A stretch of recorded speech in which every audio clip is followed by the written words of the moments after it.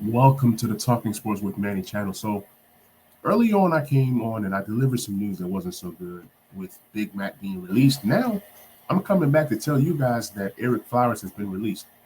Why? It makes no sense.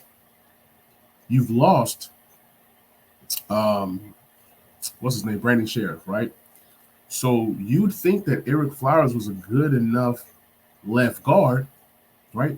But then maybe the market for guards that are serviceable, I mean, it just makes no sense to me. So now you have a hole at right guard and left guard, but then you have Wes Schweitzer. So maybe Wes Schweitzer plays one of the guard positions, and then maybe you go into the draft now thinking maybe in the fourth round you possibly find a guard that you feel can start. Because guards always a deep position. You can always find very good guards in the fourth, fifth, sixth rounds of NFL drafts. You don't have to draft one in the first two rounds. But my question is, as well as Ereck Flowers played last year, we all knew that when he came back to Washington, it was essentially a 1 year deal with $10 million left on this year's money. You can always opt out. So I say all this to say, Ereck Flowers being cut, I don't get it. I understood the Matt Idonis move.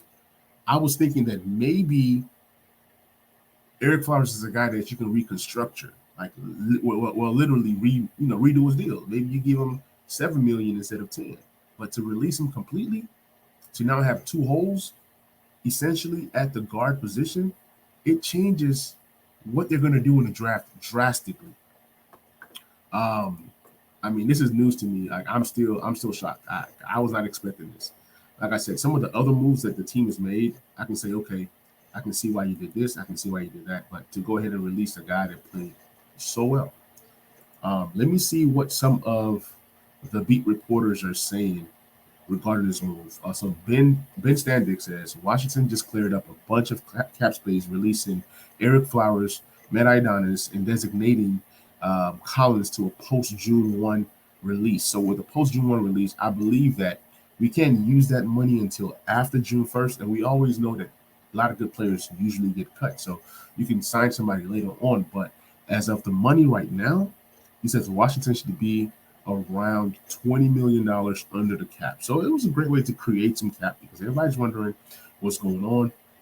And then also you get an additional 11 million June 2nd. So as of right now, $31 million to work with. So currently you have 20 million to work with. But it's like you cut Ereck Flowers. Now what's the contingency plan? Like now what do you do to fix that hole?